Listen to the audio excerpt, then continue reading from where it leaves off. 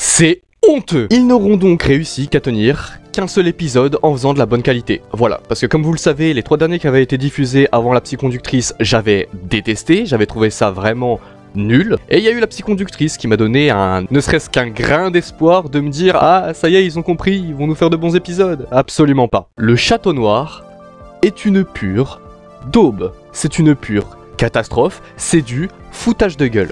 Voilà, il n'y a pas d'autre mot pour ça, c'est du foutage de gueule. Alors je sais qu'il y en a certaines et certains qui vont me dire « Oh mais vas-y, mais t'es trop dur, c'est un truc pour enfants, c'est bon. » Mais encore pire! Mais c'est encore pire! Vous allez sérieusement installer vos enfants, vos neveux, vos nièces ou peu importe devant ce genre de programme-là?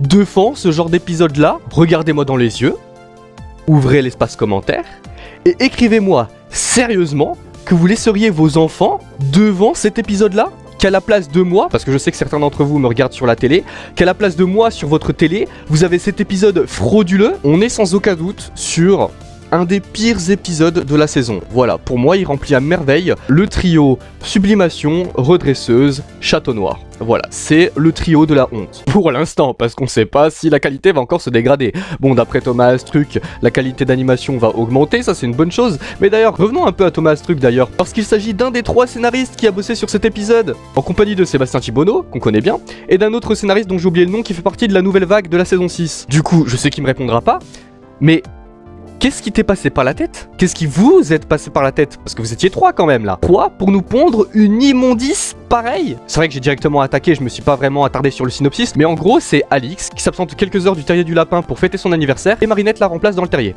Voilà, fin. Sur le papier, c'était méga intéressant en vrai. Sur le papier, vraiment, le concept était intéressant de fou et c'est pour ça que j'étais vraiment hypé par cet épisode. J'étais convaincu que ça allait être un excellent épisode. Absolument pas. C'était littéralement pourri. Et en termes de justification, pensez à la scène du pigeon.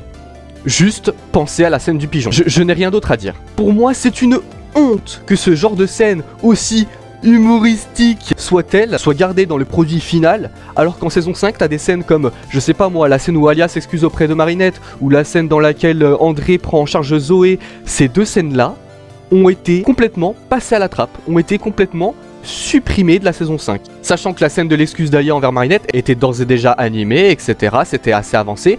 Ils l'ont tout bonnement enlevé. Par contre, un pigeon qui va faire ses besoins sur de la nourriture, bah alors ça c'est méga important. C'est vrai que c'est drôle, ça va faire rire les gamins. Non seulement vous nous prenez pour des abrutis, mais en plus vous prenez les gamins pour des abrutis. Parce que je suis bien conscient que c'est un programme qui est réservé aux plus jeunes, etc.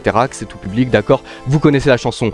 Mais j'ai l'impression que l'idée que vous faites des gamins, c'est que ce sont des abrutis qui ne comprennent rien, qu'il faut mettre de l'humour immature sans cesse. Non, absolument pas. Après, entre nous, ça m'étonne même pas qu'ils aient cette vision-là des gamins, quand tu vois comment il les dépeint dans la série. Regardez, les 4 seuls gamins qu'on a dans la série, c'est qui? C'est Noël, Ella, Eta et Manon. Les 4 sont aussi insupportables les uns que les autres, et sont définis que par ce trait de caractère. Derrière, on a Thomas Astruc qui nous dit sur Twitter « Alors oui, nous nos scénarios on les fait en moins de 5 jours, c'est un modèle qu'on ne peut voir dans aucun autre studio, je m'y connais. » Bah c'est sûr que si c'est pour nous écrire des dopes pareils, oui tu m'étonnes que vous avez mis moins de 5 jours. Y a aucune fierté à ça en fait. Et vous savez ce qui me frustre le plus? C'est que là je suis en train de taper sur l'épisode et tout, mais je sais très bien que l'épisode de la semaine prochaine, en tout cas j'espère, Yaxi Goes On, je me doute que ce sera une masterclass. Il y aura Kagami, il y aura Félix, il y aura Tomoe. Si vous le ratez, c'est qu'il y aura vraiment un problème. Je suis convaincu que le prochain épisode sera incroyable, mais ça me saoule de devoir taper sur celui-là alors que je sais pertinemment que vers la fin de la saison on aura des masterclass, c'est sûr et certain. Ils ne peuvent pas nous produire une saison aussi pourrie du début à la fin, c'est pas possible, statistiquement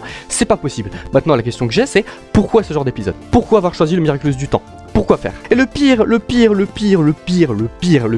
c'est la scène post-crédit. La scène post-crédit qui nous montre une scène qu'on avait déjà vue dans l'épisode, hein, avec Marinette qui retourne chez elle du coup après sa longue journée, sous un autre point de vue. Et du coup sur Twitter on a des théoriciens qui commencent à s'échauffer, etc.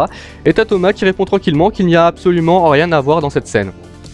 Pourquoi l'avoir mis en scène post-crédit alors? Ça ne sert absolument à rien. La seule chose sur laquelle l'épisode est intéressant, c'est l'absence d'Aglaé et qu'à la fin Lila fasse comprendre qu'elle connaît peut-être l'identité de Marinette. Ça c'est vraiment intéressant et on en reparlera en vidéo théorie. Je vais essayer de faire en sorte que ça arrive le plus tôt possible. Mais à part ça, il n'y a rien. Il n'y a rien. Il y a les nouveaux costumes de Marinette avec le Miraculous du lapin qui sont intéressants, mais à part ça, il n'y a absolument rien de pertinent. Le Château Noir, tu aurais pu nous faire une ambiance de malade. On a à peine une scène de 30 secondes, 1 minute qui est exploitée dans ce sens-là. Le combat contre la Commatisée, c'est un simple jeu du drapeau. La Commatisée, on va même pas en parler, c'était Armand d'Argencourt, qui est tout simplement ridicule. Cet épisode est une catastrophe de bout en bout, et je comprends pas comment encore en saison 6, on peut produire un épisode comme ça. J'en viens à regretter Dessinatrice, qui était quand même assez passable. Enfin bref, j'espère que Yaxi Gozen sera meilleur que cette fraude. Et sur ce, je vous souhaite une bonne soirée ou une bonne journée, et à plus.